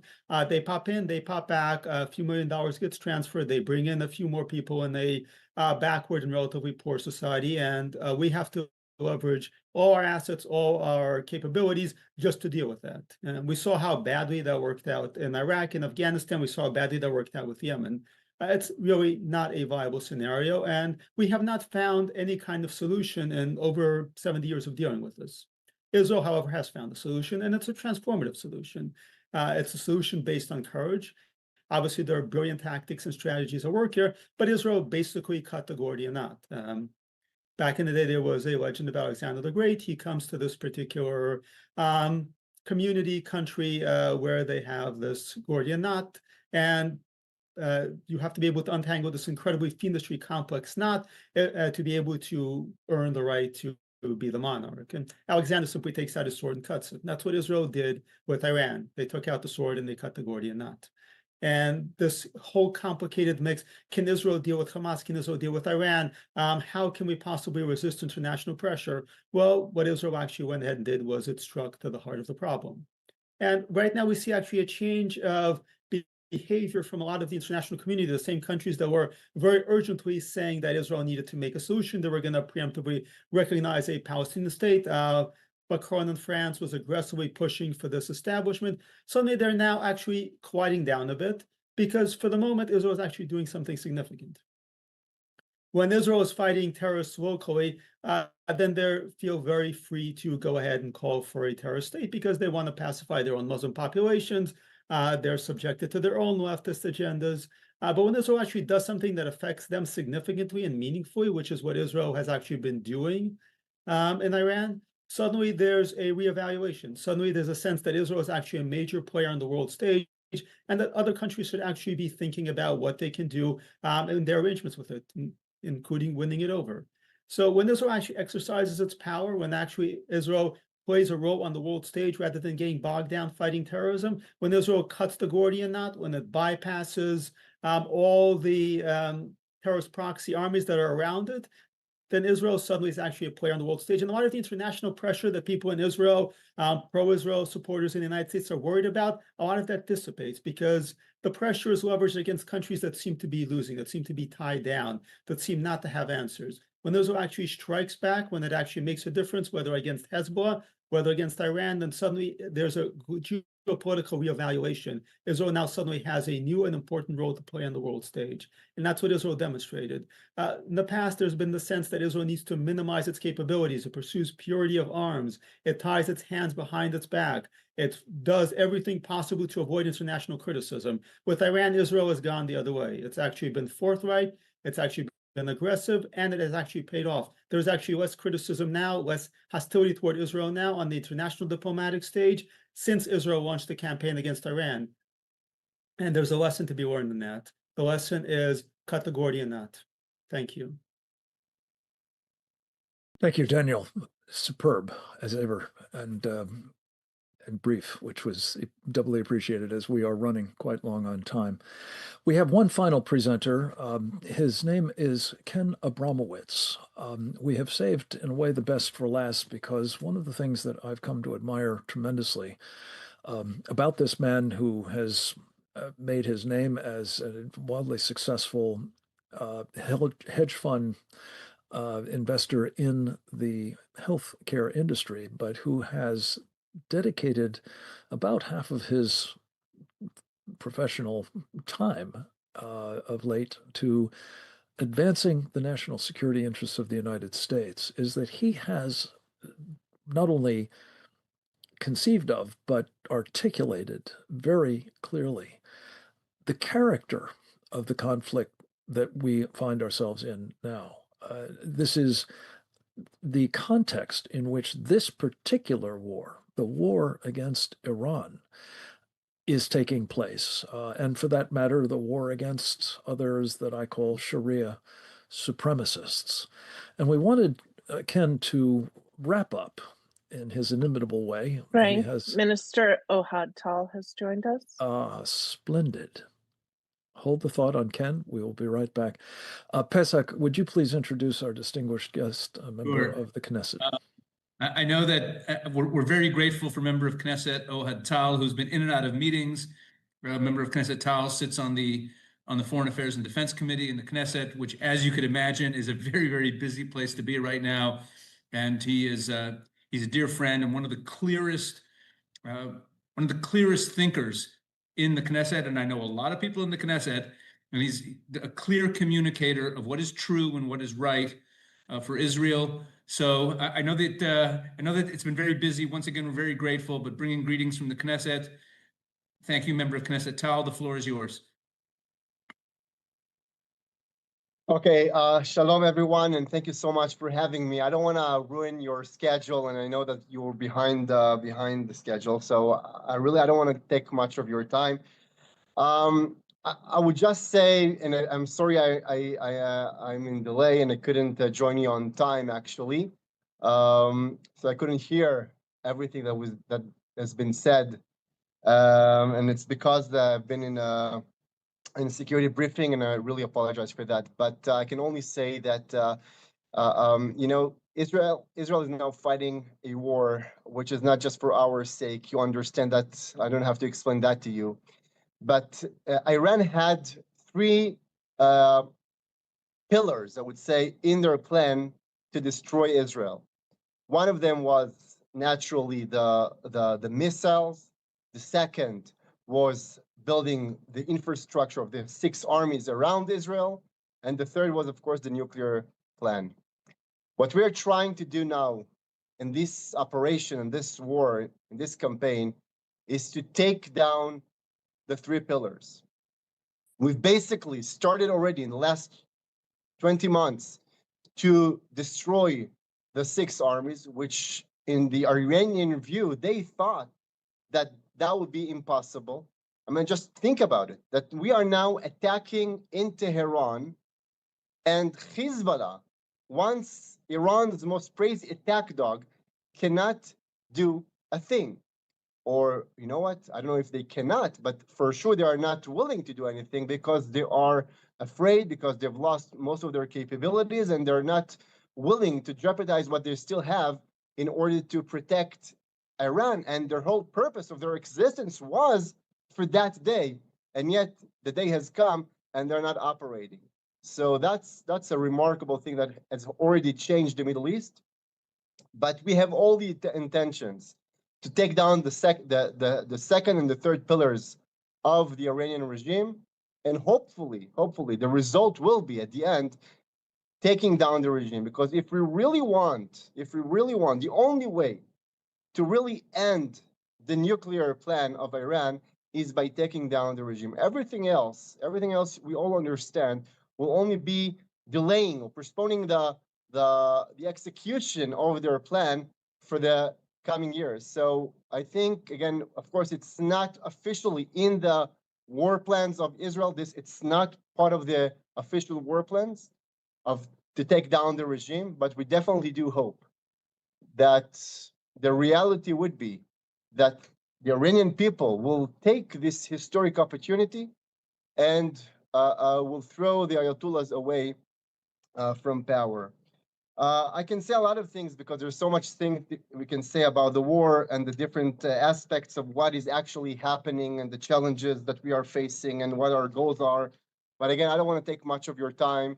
So I think we'll leave it at that. If you have any questions, of course, I'll be very happy to address them and answer. But I think that'll be it for now.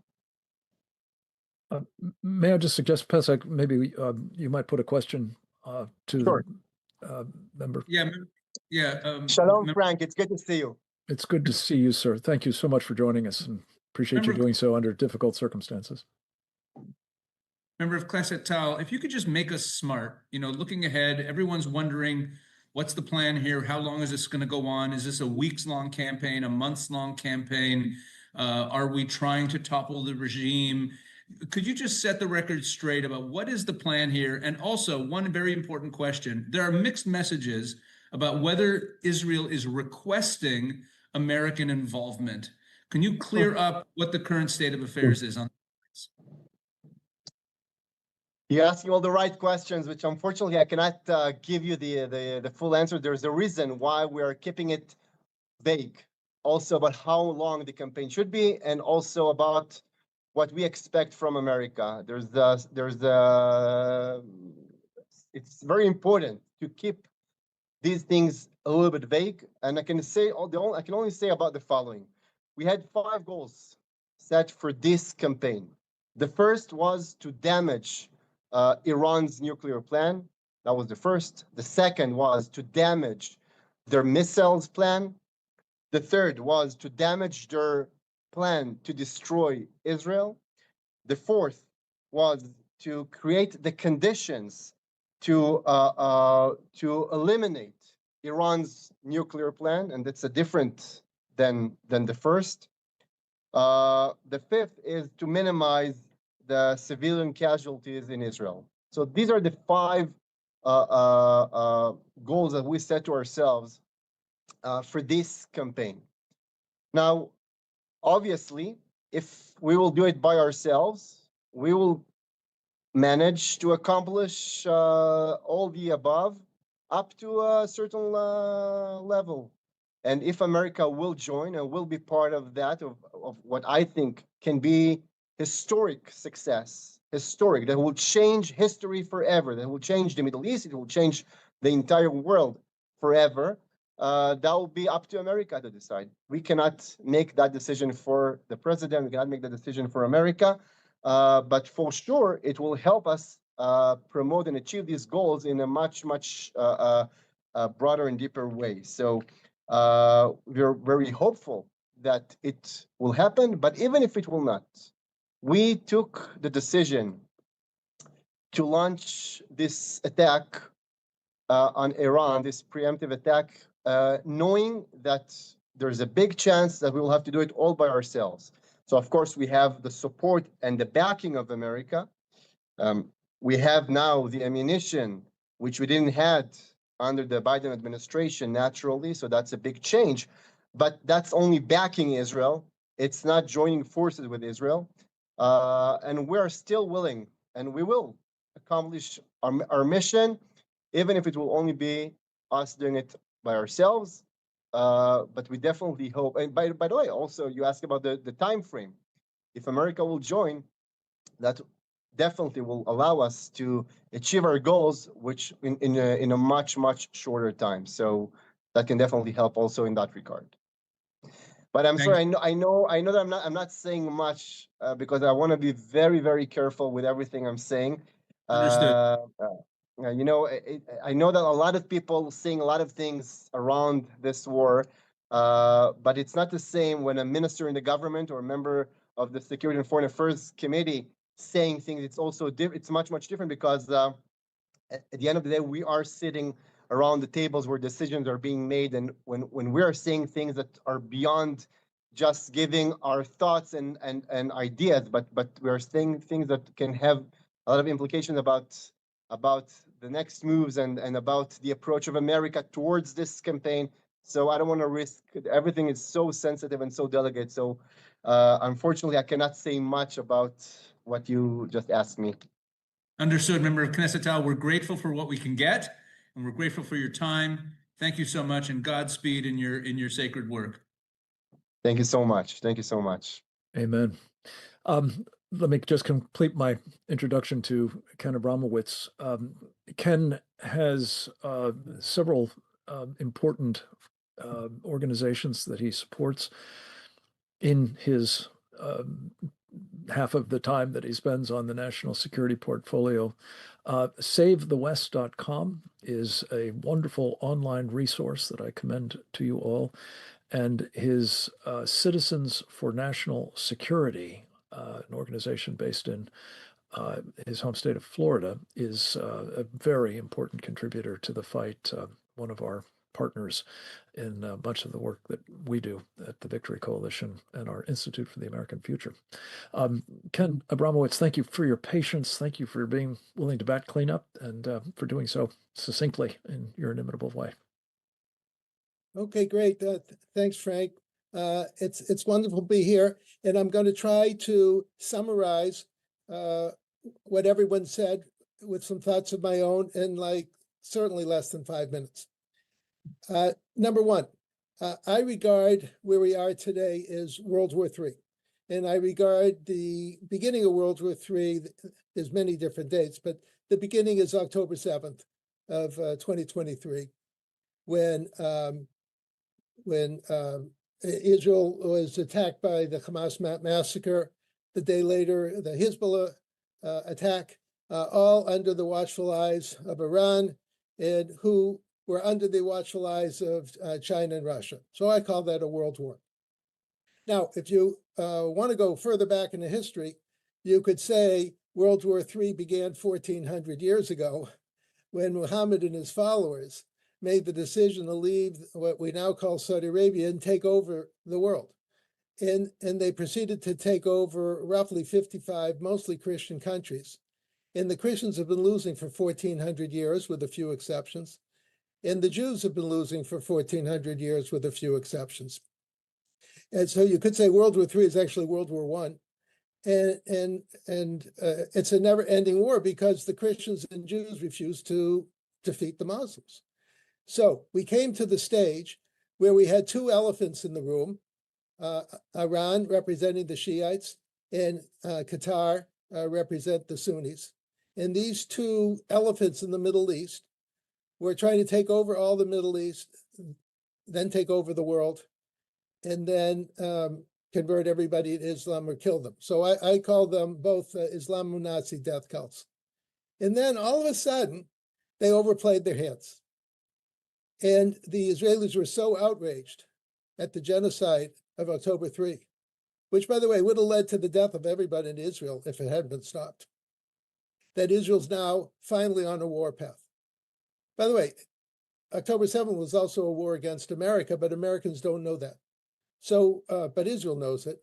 So Israel's leading the counterattack. The most important counterattack since the Crusades, since the defeat of the Muslims in Spain and in Vienna. And now Israel can't be stopped. America can stop if it has to, but otherwise, Israel is on its way to destroy the Iran death cult, the Iran elephant, over the next 1, 2, 3, 4 weeks, as they blow up at least 100 sites a day, unrelentingly, and they're just going to destroy the country day after day after day. In the history of death cults is they don't surrender. So I expect it to continue until there's such death and destruction that maybe the Iranian people kill their own leaders if Israel doesn't get to them. But in any case, within a few weeks, Iran will be toast. And now, to me, in my mind, who's going to replace the Iranian death cult? Who's the logical candidate would be Qatar, the other elephant in the room, It could be China, but the natural country to replace Iran in influence is America, aided by Israeli military might. The Iranians love America and they love Israel. We could end up, if we play this right, we can end up with the most important victory in 1400 years and reverse the 1400-year march of the Islamic death cult to kill all the Christians and all the Jews and Hindus, if they could get to it, and take over the world. So I'm going to say I'm optimistic, very optimistic over the next month, and that is, if it's played right, we could have a reversal of 1400 years of misadventure and lead to very, very positive development for Israel and America as Judaism and Christianity, or Judeo-Christian culture, reasserts its supremacy over the Islamic death cults. So that's the end of 1400 years of history in 5 minutes. Frank, thanks for having me. And everyone should look at my new book, the 4th edition of The Multi-Front War, which is right out now in the last week on Amazon and other such online venues. Ben Ken, thank you. A perfect wrapper to a program dedicated to the multi-front war, Israel's specifically. But thank you for backing the lens up and showing how it is ours as well. We're going to conclude with just some very brief comments from Rabbi Walicki and myself. And Pesach, over to you. Well, that was a fantastic presentation by Ken. Thank you. You know, putting this whole evening, well, it's an evening here in Israel, afternoon in the States, has been about clarity and really looking the problem in the eye. So when Ken says that this is really a 1400-year-old war, and when Daniel, points out with clarity that the West always fails to call the problem what it is. And when Itamar, emphasizes that point, even though he spoke before him, by pointing out that the Palestinian Authority is not moderate. And every single one of our speakers, I'm not going to go through all of them, was bringing clarity to us about what this is really about. Robert Spencer talking about, taqiyya and what the Muslim theology calls on them to do in terms of deception. We don't want to ignore the reality. And that's really what October 7th did in a positive way to Israel. Hopefully we go the distance. And I'll end with this. The greatest example of this problem, in my opinion, is what this war is really about according to our enemies. Sun Tzu said that if you know yourself and not your enemy, even if you think you have a victory, you'll have suffered a defeat. And Hamas calls this war the Al-Aqsa flood. They name it after the Temple Mount. The Temple Mount? It's nowhere near the Gaza Strip. But they know that who controls the Temple Mount? And let's remember that our enemies claim that there was never a Jewish temple there. If there was never a Jewish temple there, then Judaism and Christianity are both false.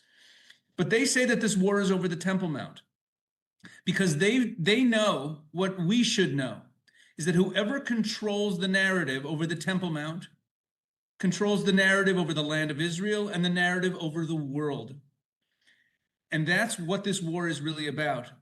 And I'll end this by saying that I think that Israel will have made a grave, grave error if at the end of this multi-front war, when the dust settles and all the negotiations are happening and the terms of defeat or victory are being determined, if we don't change the status quo on the Temple Mount, where today both Christians and Jews are restricted in their worship because of Muslim supremacy on the Temple Mount, if we don't change that status quo, then we will continue to cede the narrative and lose the battle to our enemies.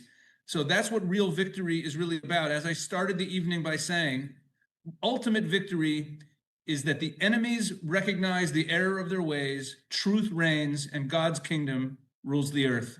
Over to you, Frank. Amen.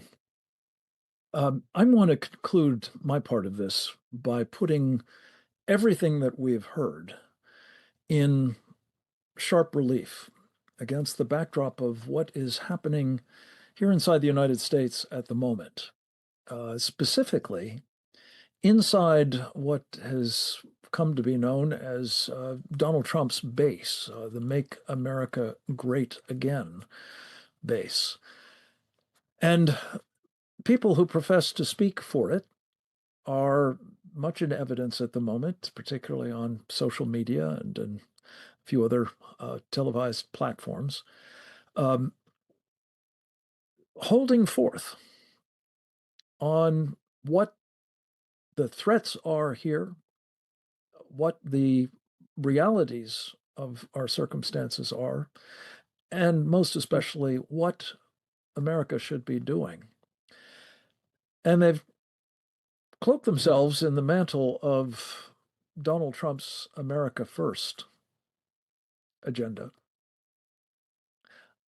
I believe, critically analyzed, as their efforts must be, it's much more a Lindbergh America First agenda. That would be Charles Lindbergh, the famed aviator who, in the run-up to World War II, insisted on American isolationism and appeasement of, indeed, he was profoundly admiring of Adolf Hitler. Of course, as things worked out, that became a very black mark on an otherwise impressive career. Today, we're hearing people who are, I believe, no less isolationists or defeatists, though, again, they would have you believe they are nationalists, or they are realists, or they are simply advocates of American restraint. I personally believe that is a profoundly misleading characterization. It's not restraint, it is retreat they are sounding. It is defeatism. And it is coming to a head in the context of the present moment and what the United States should think about and do about the conflict at hand. We've had a bit of a discussion about whether the Israelis are, as they claim, intent on dragging America into this war. You've heard from a member of the Knesset that they would like America's help. Clearly, they are getting America's help in several important respects. Material assistance with weapons resupply, intelligence, it appears, defense against some of the attacks coming Israel's way, and I think not least the diplomatic support that President Trump has provided Israel to this point, for which I think we all should be profoundly grateful, because it has helped make possible what Ken Abramowitz just talked about, an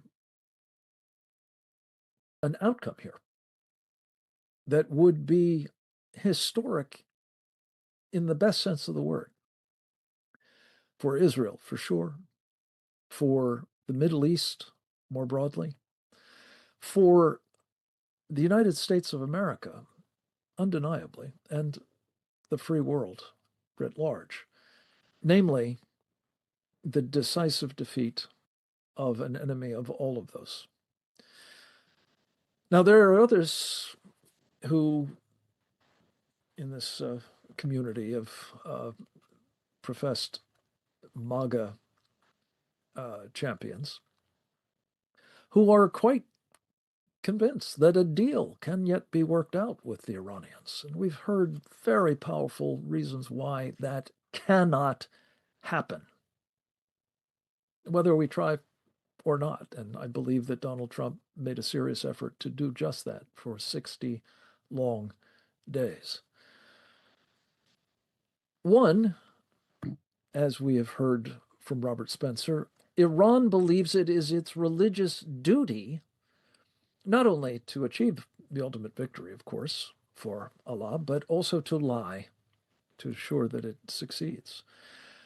There is a tradition beyond that in the Islamic world, based on the model of the perfect man, Muhammad, what is known as a hudna.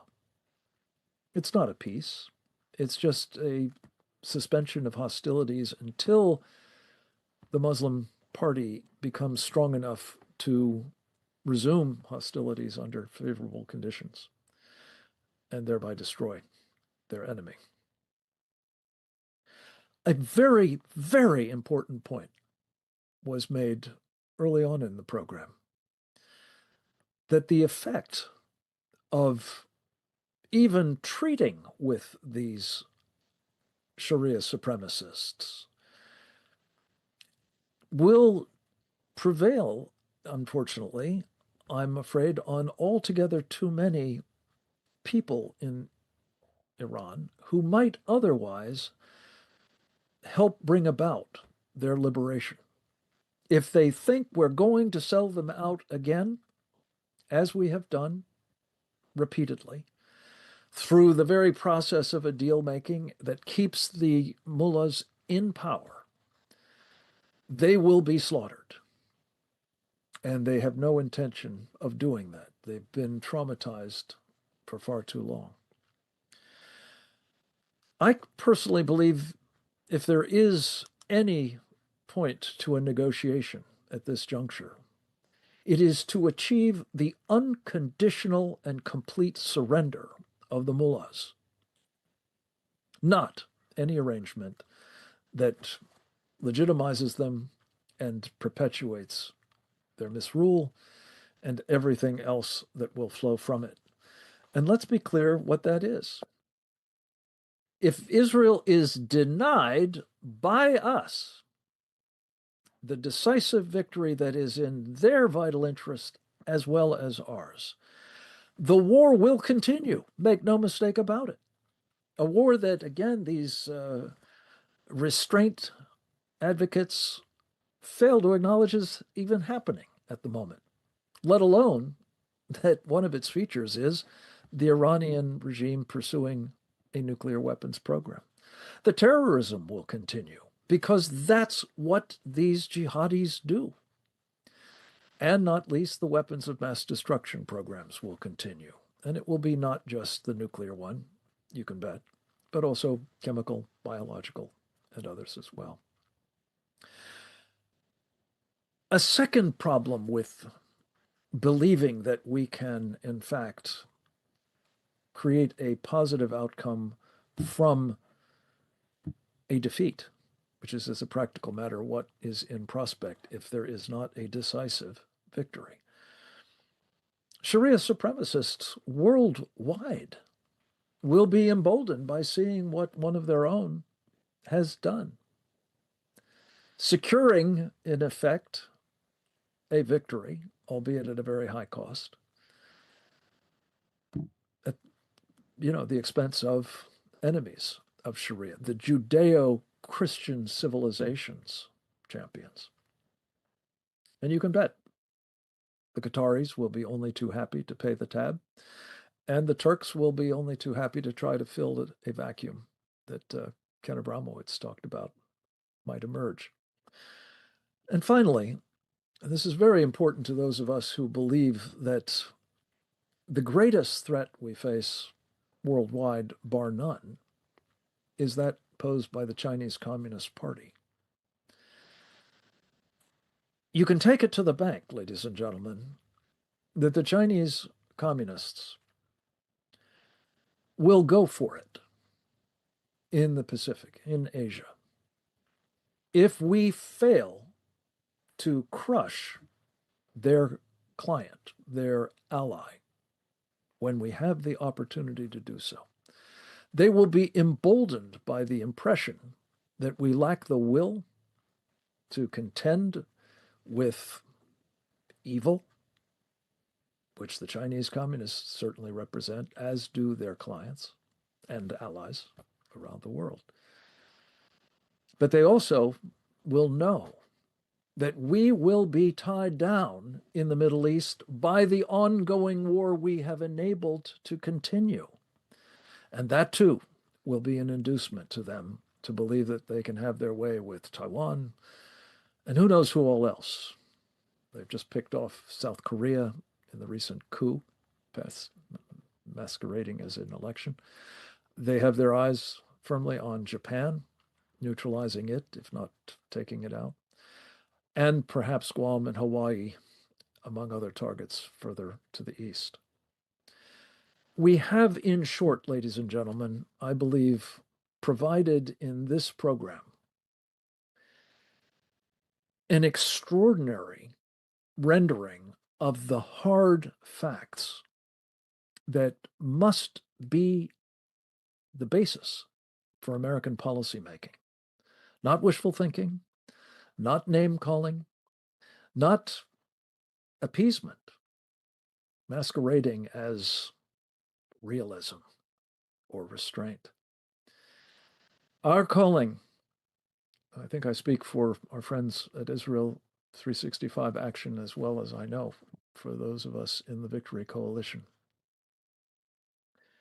is to rise to this historic challenge, to support the nation of Israel, whose leadership has had the courage to take an action that has long been needed and that might have been missed altogether if it were not seized at this moment, to the everlasting shame, not just the disastrous danger, to those of us who champion, who have benefited from, and hope to pass on to our children and our children's children the glories of Judeo-Christian civilization. Thank you very much for your attention. Please, when this product is available, as Didi will describe momentarily, share it as widely as you can. Every American and every Israeli and everyone, frankly, throughout the free world, the Judeo-Christian world, needs to know of the important contents of this program. We're very proud to have brought it to you in partnership with Israel365 Action. For the Victory Coalition, over now. Back to you, Didi. Thank you, Frank. A video of this webinar will be posted to victoryco.org within a day of the conclusion of our program. Please share this and our other programs with your elected representatives, colleagues, and other networks. You can follow the Victory Coalition on X at CO4Victory and find more information at Israel365Action.com for news and updates. Thanks so much for joining us today, and goodbye.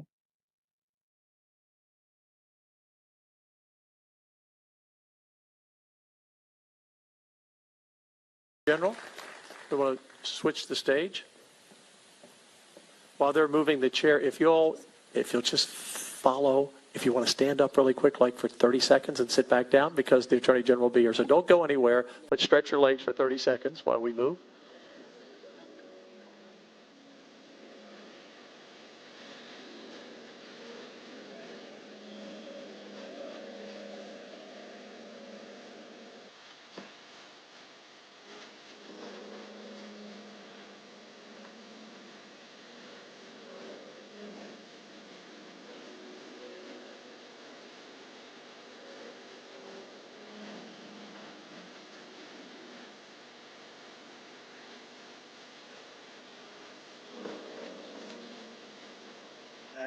This commission serves under the Department of Justice. So it gives me another chance to spend time with and see a friend of several years, our Attorney General. Pam Bondi was appointed as the 87th Attorney General in this country. Her background, she was a prosecutor in Florida for 18 years. She handled everything from domestic violence to capital murder. She was elected as the first woman Attorney General in the state of Florida in history in 2011, where she served through 2019. And when she came on board, she took on the opioid industry. Florida at that time had 98 of the 100 pill mills, the biggest pill mills in the country back in the days of Oxy. And she came in and got tough legislation passed. We're focused on some of those things in Texas right now, as a matter of fact. And so she was very successful in taking that industry down. And then she was appointed under the president's first